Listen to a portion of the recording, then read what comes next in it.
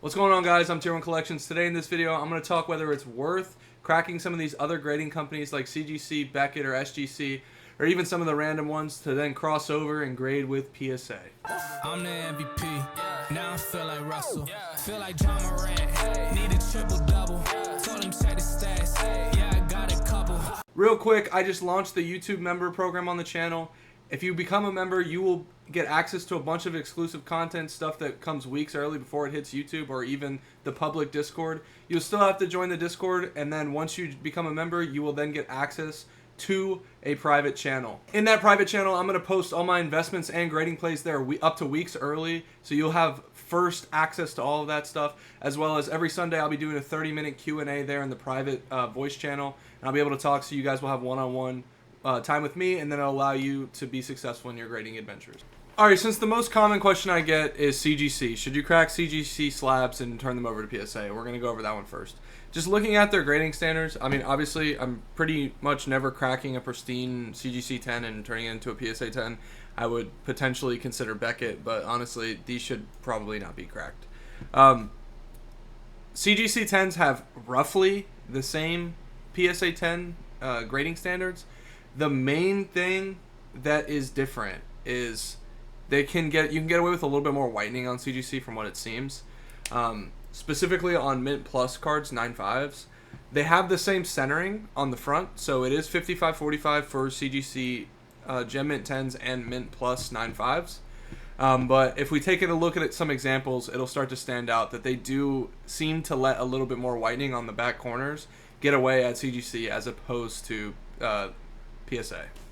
Alright, starting off with an example, I just pulled the Slabs EX from Joining Together. I wanted to pick a card that had a little bit, a good amount of cards graded with both companies. So just using this as an example. So once over the card, we have pretty much 50-50 centering on the left and right, and I would say it's a little bottom heavy on top to bottom, but I would argue that it's within 55-45 just on first pass. Looks like the front is pretty clean. But when we go and look at the back, top left looks fine. Again, CGC has the same issue as PSA now, just debris all over the cases. But we see this white. I mean, I think that this whitening here, and you can kind of see it right where my cursor is, let's take another white ding. I think this is automatically a PSA 9, just from that. And then if you go down, you have a little bit of whitening down there in bottom right, and then bottom left looks pretty good. This is like a teeny white nick. I don't think that matters, though. But just this alone is a PSA 9 in my opinion, and then with this on top, it's definitely, this potentially could be an 8. But I'd argue that I'd probably go a 9. So that's the 9.5 on CGC. Let's look at the other grades and see how they compare. Alright, I have two examples of the Slabs and a CGC 10. We're going to take a look at both of them real quick. So once over on this one, the centering is really good, it looks like. Very solid. So again, we're pretty much clean on the fronts of these CGC cards. It's basically the same standard, but you'd always want to check just to make sure. Looking at the back here, again, more CGC grading plastic debris. This isn't the best picture in the world. I think that I could see a tiny white dot down there, but it would be very insignificant. I mean, if I picked this up and cracked it, I would totally expect this to get a 10. So, I mean, we're looking at a very solid mint card, and I think this has a really good shot at a 10. Taking a look at another one, just once over the front real quick. Again, this 50-50, and yeah, centering looks great on that one. These are pretty bad pictures. So we have a little tiny white thing here. I think you can get away with that at PSA as well. Fortunately, the bottoms are really hard to see. When you take eBay listing pictures, please put the whole card and do it flat, because the aspect ratio is messed up when you're looking at it at an angle. But this is an example of what I'm talking about with CGC. Kind of gives a little bit more leeway with white dots. Now I think that this specific white dot is okay with PSA.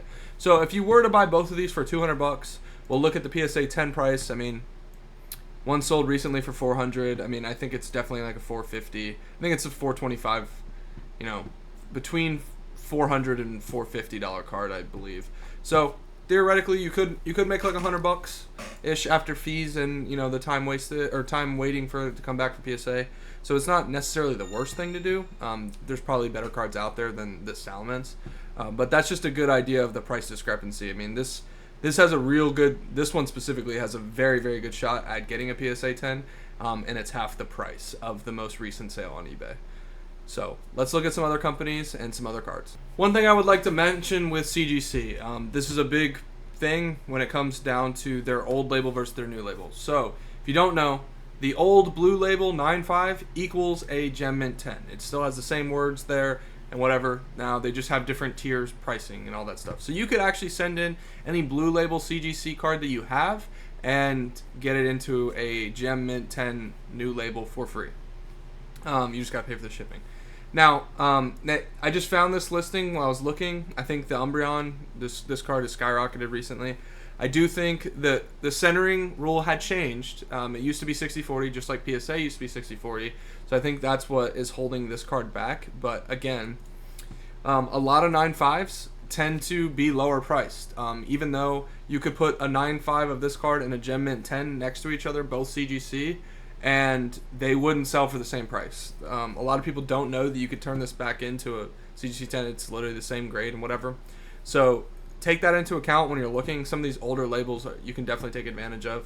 I mean, this is like, if the centering was slightly better, and we're looking at the back here, I mean, the back is pretty immaculate. Yeah, back looks really well. And the only thing that's holding this card back to me is just left to right here. It's a little thicker here than here. But you crack this, it's worth $1,200 in a 10, as opposed to $700 in a CGC 9.5 old case. So my advice is when you're looking to crack stuff, look for these old case CGC 9.5s of like Sword and Shield era cards, stuff that's pretty easy to grade. But just keep an eye out for the front centering, because that did change along with PSA's recent 60-40 to 55-45 change. Alright, there's not a ton of Pokemon cards graded in SGC, but if you didn't know, SGC is owned by PSA. They acquired them some years back. I think it was 21 or 22. I don't remember exactly. But they have basically the same grading standards. So finding SGC pretty, higher tier Pokemon cards in a 10, it is very, very likely that they're going to be a PSA 10. Now, again, you and I both know that we could send in a card. It could be a 9, and then we crack it, send it in from the same PSA slab, and send it in, it gets a 10. You never know how it goes, so that, I mean, there is some risk involved with the grader ambiguity, but for the most part, an SGC 10, by definition, is the same as a PSA 10. So this card, approximately a month ago, I think is when I picked these up. I got them for 100 each, this and the Palkia. I mean, if you're looking at the back, I mean, it's very, very clean, and then you look at the front. Like, this is a PSA 10 to me all day. But for a lot cheaper. So if we look at, we're looking at 200 here. We will look up here, PSA 10. Now, I'm not saying go buy this off eBay, because, I mean, 270, you're taking slight risk. Even if you send this bulk, you're going to be out without the card for a few months. Is it worth, making 30, 40 bucks on the card? Probably not. Now, you might find somebody who lets this go. Like I said, I got this for 100 when the card had already shot up to about 250. It's went up a little bit more since then. But you can find stuff. I'm not saying go after this one specifically. Looking at the 9.5s, these ones are really weird with SGC. I'd like to see one with a back photo. Alright, I found one with a back photo. Here we go. So looking at the front here, you can see that the centering is a little off, but I still believe it's 45-55. Now, the top to bottom, I'm not really sure. Again, it's shitty-ass aspect ratio. I think it is off top to bottom. But then you look here, the back is very, very clean. So if you see one in a 9.5, there might be like some small defect with it, and it could absolutely be worth it. But again, I don't know exactly the centering rules for SGC, but typically my rule is if it's an SGC 10 and competitively priced or lower price, again, there's not comps for SGC 10s every day like there is PSA 10s for popular cards. So sometimes you can get a good deal from shops, whatnot, however you're purchasing your cards. Sometimes you'll just come across them. There's not too much money to be made with BGS. I've never crossed over a 9.5 from BGS and it not got a 10. I've crossed over a lot of PSA 9s, though, and got a BGS 9.5. This card in particular, I just pulled this one. Like, this card is immaculate. It's slightly off top to bottom, but very, very close. I mean, the front centering is perfect, and then the back of this card is super crispy. Honestly, I think it probably, we just see corners and centering got a 9.5 on it here. So I'm assuming, I don't even know what, maybe this bottom right corner got the ding for it, and then I think it's just slightly off top to bottom. Otherwise, this one of those goes to a 10, and it's a BGS 10. Obviously, never crack a BGS 10. Obviously, it's, holds a much higher premium than PSA.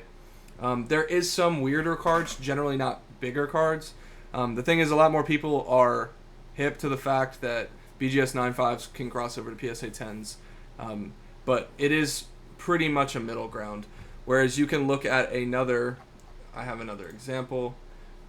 This one that is listed up currently is pretty close. Now, it could be a PSA 10, but you see this is a lot, less strong of a 9.5 than, the last one that we looked at that sold for $2,000. You look at the centering here. I mean, it's pretty close. The back is also pretty solid. I think I'm buying that regardless, raw. But paying that extra premium, $1,400 premium, or maybe a little bit more, it's over $1,000 premium to get it in a 9.5. Whereas when you can buy this raw, to have it off like that, I think it's just a little too much to take the risk. So personally, I try to stay away from it. Now, there is some times where vintage cards are significantly cheaper, but usually if they're in BGS 9.5s, it's cards that are under $500. Anything that's over $500, it's usually the market is pretty much cleaned out, specifically online. So you might go to a shop and see it, but this one, BGS, you definitely got to take a look at the card. The bright side is if you do decide to crack a BGS slab, they are tougher, but they do come in a little sleeve that's closed off, so you don't have to worry about scratching your cards if you're cracking a BGS slab. So that is one advantage of BGS. Last but not least, we have tag. All right, so with tag, some of the tag 10s are fetching better premiums than PSA 10s. I would stay away from it. Now, you might find them for better deals here and there, and then if you wanted to cross them over, there could be situations where it's worth it. I would say there is a chance with tag 10s that they don't get PSA 10s. We haven't seen super great consistency from tag. I know some of y'all will come for my necks because y'all are tag stands. But now tag 9s, tag slabs are super easy to crack. You can literally crack them with your hands. You don't even need to use pliers and shit. But tag 9s can a lot of times be PSA 10s, and I've done it twice. Obviously, you get the grading report, but whatever. Here, you're looking at I'm picking this up raw. If I see this card raw, I'm buying this 100%. You know what I mean? So we got basically very, very great left to right centering and top to bottom. It's a little off top to bottom. But then you look at the back, and it's absolutely immaculate. Why this go tag 9, I'm not really sure. It says, I'm not that familiar with tag. I've never sent stuff to them. I've only cracked their slabs. But this is 100% a slab that I would crack, because there's no way that this fetches the same premium as a PSA 10 Lugia V Altart from Silver Tempest. Now, there might be some minor surface things that you want to take a look at. Obviously, it's not the best to purchase them online, but sometimes you go to shops where somebody turned in a lot of tag slabs. Take a look at them and see if they're clean, and obviously scan the barcode and see what their grading report is. But in my experience, tag 9s usually are pretty competitively priced with PSA 9s, which is usually the raw price, and you can get some very, very clean copies. And again, they're very, very easy to crack. So keep an eye out for tag 9s. I know you're thinking I forgot all the other 100,000 grading companies out there. In my experience, a 10 from any of those companies doesn't mean a 10 in anything else. They give out 10s like it's candy. They're trying to be competitive and get their numbers out there. Now, that's not it could still be a competitively priced card, right? So always take a look at some of them. I have bought many random ass grading companies that I've cracked this stuff, and it's come back a 10 and it's come back a 6. So there's a lot of options. You really have to take a look at the card. Do not take the grade with a grain of salt, and actually analyze the card before you crack it and send it. That being said, I really hope this video helped you decide whether you're going to crack something or not. Is it worth it to do it? I would say specifically CGC 9.5 old labels are usually worth it. SGC 10s is kind of a sneaky one. I've definitely done that. I've hardly ever cracked BGS stuff. But sometimes even old label PSA slabs can be worth cracking and sending again. You know, roll the dice. Please submit again, as they say. But nonetheless, I hope this video helped you. If you haven't already, please subscribe, like the video, share it with a friend, join the Discord down below, and if you want to become a YouTube member, all you got to do is send me a DM on not Instagram, Discord. Join on the link down below, and you'll be added to the private channels, and we can do some one-on-one stuff. I appreciate y'all, and I'll see you in the next one. I'm the MVP. Now I feel like Russell. Feel like John Morant. Need a triple-double. Told him check the stats.